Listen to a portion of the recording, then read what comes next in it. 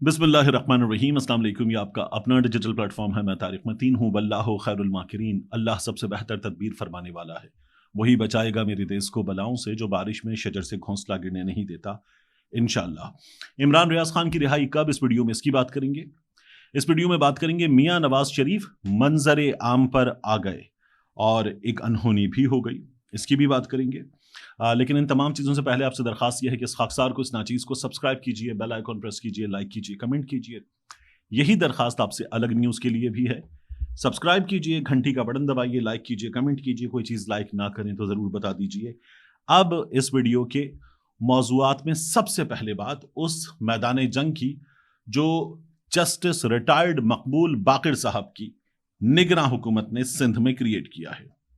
एक शख्सियत जो जज है, जो सिंध हाई कोर्ट में सरबराही कर चुकी, जो सुप्रीम कोर्ट तक जा चुकी, वो शख्सियत जिसे इंसाफ देने वाला करार दिया जाता है, वो शख्सियत सिंध की निगरान वजारत आला के मनसब पे। लेकिन जो मंजर हमने देखा है शर्मनाक। तो जस्टिस रिटायर्ड मकबूल बाक़िर साहब, आपकी सिंध की निगरान हुकूमत शर्मनाक, आपके आज के कारनामे शर्मनाक। और ये चूंकि अब तय हो गया है कि चीजें कहां से चलाई जा रही हैं, तो साथ ही पाकिस्तान पीपल्स पार्टी की सिंध में हुकूमत शर्मनाक। बिलावल भुट्टो जरदारी, जो जब शहबाज शरीफ को लेकर बैठते हैं, जरदारी के बराबर में बैठते हैं, तो तब तो कहते हैं कि जरदारी सदर बनेगा, शहबाज शरीफ साहब वजीर आजम बनेगा, पीछे ताकत का सरचश्मा अवाम लिखा होता है। लेकिन जो कारनामे अंजाम दिए आज कराची की सड़कों पर, शर्मनाक। पूरा कराची आपने मैदान जंग बना दिया। पाकिस्तान का सबसे बड़ा शहर, पाकिस्तान का कारोबारी मरकज, पाकिस्तान का फाइनेंशियल कैपिटल आपने मैदान जंग बना दिया। आपने भी, और जस्टिस रिटायर्ड मकबूल बाक़िर साहब आपने भी। और इसके साथ साथ जो अवाम के मैंडेट पर डाका डालने वाले हैं मिलकर, सबने ये कारनामा अंजाम दिया है। वहां राशिद सूमरो का काफिला आता है और सिंध में जब वो दाखिल होते हैं कराची में, तो हम क्या देखते हैं? सोहराब गोट से उन लोगों के सामने पुलिस खड़ी हुई है और वहां पर खड़ा होकर वो राशिद सूमरो गाड़ी की छत पे जब मुखातिब करता है, तो वो फिर आर्मी चीफ को भी मुखातिब करता है, डीजी आईएसआई को भी मुखातिब करता है, डीजी रेंजर्स सिंध को भी मुखातिब करता है। फिर वो लोगों से पूछता है, पंथ हलूं, चलें पैदल? वो फिर कहता है, अलवी साहब जो सामने पुलिस ऑफिसर खड़ा हुआ है, हमारे सामने मत आना। और फिर वहां पर रास्ता बंद किया हुआ है। उसके बाद आप देखते पूरी शारा फैसल, मुझे गाड़ियों की कतारें नजर आ रही हैं एफटीसी के सामने, और दीगर हिस्सों में पुलिस ने सड़क बंद की हुई है, रास्ता रोका हुआ है। मुजाहिरीन को आप सिंध असेंबली जाने नहीं देना चाहते। वो इमारत जो गारंटी करेगी कि लोगों को उनका हक मिलेगा, बुनियादी जमहूरी हक मिलेगा, वो इमारत वहां तक नहीं पहुंच पाएंगे ये लोग। ये मजाक बनाया हुआ है। और सिंध की हुकूमत, जो खुद को पाकिस्तान पीपल्स पार्टी की हुकूमत, सबसे बड़ा जमहूरियत का चैंपियन कहने वाले लोग हैं, इसी राशिद सूमरो के साथ, इन्हीं बाकी लोगों के साथ आप मुजाहिरा कर रहे थे सड़कों पर। सुप्रीम कोर्ट के सामने आप इनके साथ मुजाहिरे में मौजूद थे। आप लोग इन्हीं तमाम लोगों के साथ मिलकर कल तक मुजाहिरे में थे, और यह आपका जमहूरी हक था और किसी ने नहीं लिया। वो आदमी जो सियासत में नया आया था ना, पहली बार मरकज में हुकूमत में आया था, उसने राशिद सूमरो के कायद फजलुर रहमान को नहीं रोका। कराची से काफिला चला, उनका आजादी मार्च इस्लामाबाद पहुंचा, नहीं रोका। आपने कराची से चलाया अपना मार्च महंगाई के खिलाफ, और आप इस्लामाबाद पहुंचे, सिंध हाउस में अपनी पुलिस लेकर पहुंच गए, नहीं रोका। बाकायदा अपनी पुलिस ले जाना, सिंध हाउस में सब कुछ करना आपका प्लान नजर आ रहा था, किसी ने नहीं रोका आपको। वो हमजा और वो मरियम ट्रक के ऊपर चढ़ गए थे, उनका महंगाई मुकाओ मार्च ट्रिपल एम, उनको किसी ने नहीं रोका। अब यहां आप लोगों के हलफ बर्दारी के मौके पर वह एहतजाज के लिए आना चाहते हैं, राशिद सूमरो भी, पीटीआई वाले भी, एमक्यूएम हकीकी वाले भी, जमात इस्लामी वाले भी, जीडीए वाले भी। तो क्या किया जा रहा है? पलीजो साहब की जमात की खवातीन के साथ क्या किया जा रहा है? वो नौजवान लड़कियां सड़क पर एहतजाज कर रही हैं, और हमारी पुलिस वाली बहनें उनको यहां से पकड़कर, उनको घसीट कर गाड़ियों में डाल रही हैं। ऐसे होता है ताकत का सरचश्मा अवाम। यह है जिंदा भुट्टो, यह किया जाता है अवाम के साथ। और फिर आप लोग जिस तरह से असेंबलियों में दाखिल हुए, शर्मनाक। मतलब आप लोगों के लिए बेहतरीन इंतजामात, लोग एहतजाज करते रहे, हम हलफ उठाएंगे, उठाएं हलफ। लेकिन लोगों को एहतजाज से रोकने का हक आपको किसने दिया? यह हक तो आपको जमहूरियत भी नहीं देती, जिस जमहूरियत के लिए आप इस वक्त ये हलफ बर्दारी के लिए जा रहे हैं। और वहां पर आप लोगों को आंसू गैस के शेल्स खाने के लिए, वाटर कैनन खाने के लिए, लाठी खाने के लिए छोड़कर एक मेन्यू सजाकर बैठ गए।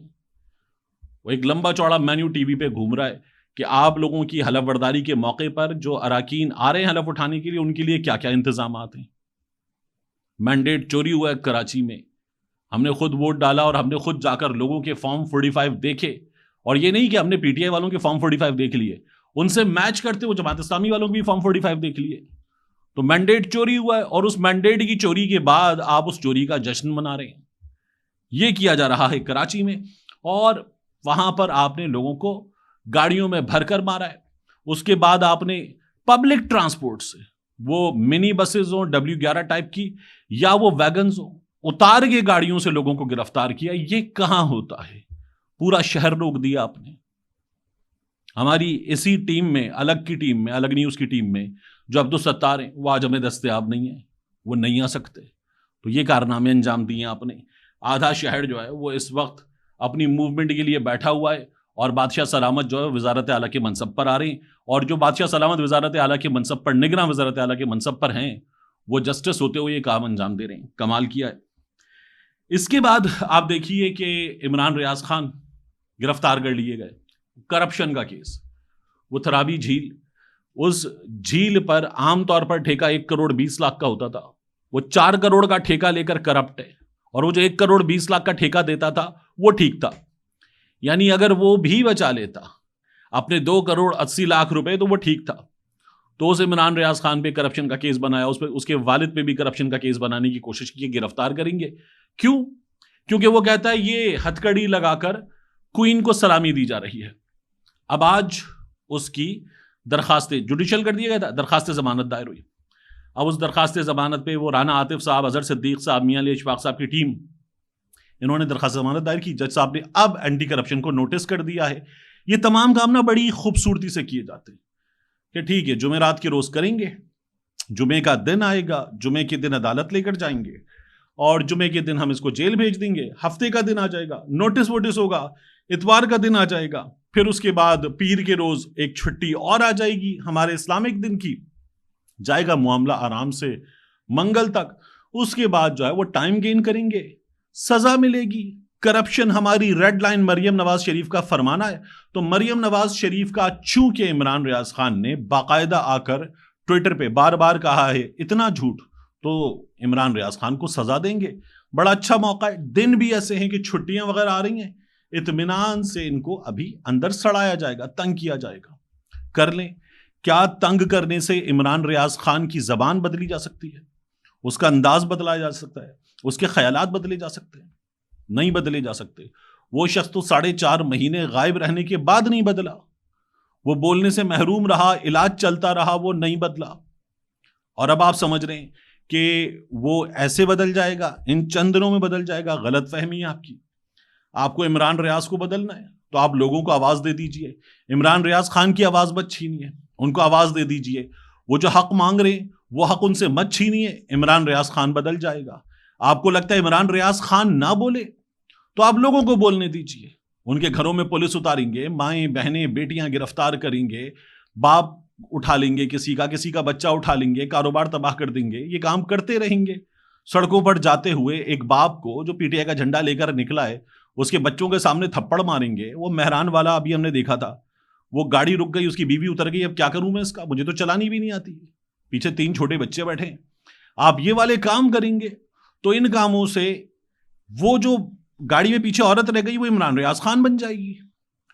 वो जब आप बाप उतार लेंगे बाइक से, उसके मुंह पर थप्पड़ मारेंगे तो उसके दोनों बच्चे इमरान रियाज खान बन जाएंगे।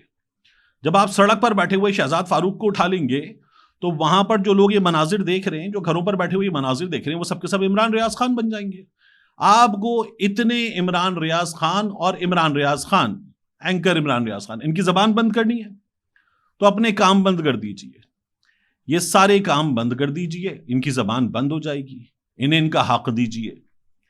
लेकिन अगर आप इन्हें इनका हक नहीं देंगे तो फिर ये आवाजें बढ़ती रहेंगी, उठती रहेंगी। आप सबको तो कैंप जेल में नहीं डाल सकते। तो फिर आप करते ये कि सड़कें भी जेल बना दो, इनके घर भी जेल बना दो, इनकी ऐसी की तैसी कर दो, इससे मसला हल हो जाएगा। इससे मसला भी हल नहीं होगा। लेकिन नहीं, ये समझ नहीं है। इमरान रियाज खान की अब रिहाई मंगल तक मुमकिन है और उसके बाद भी उसे तंग किया जाएगा इन मुकदमात में, लेकिन इससे फर्क नहीं पड़ेगा।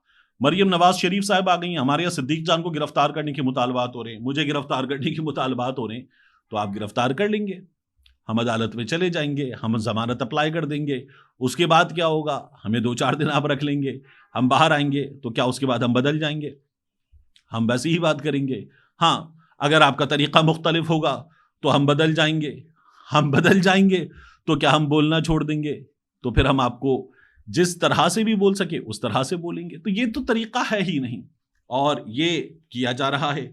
इमरान रियाज खान की रिहाई भी इंशाल्लाह हो जाएगी, लेकिन जब तक आप लोगों को उनका हक नहीं देंगे ये सूरत हाल बदलने वाली नहीं है। जब तक मैंडेट चोरी होता रहेगा तब तक ये हालात नहीं बदलेंगे।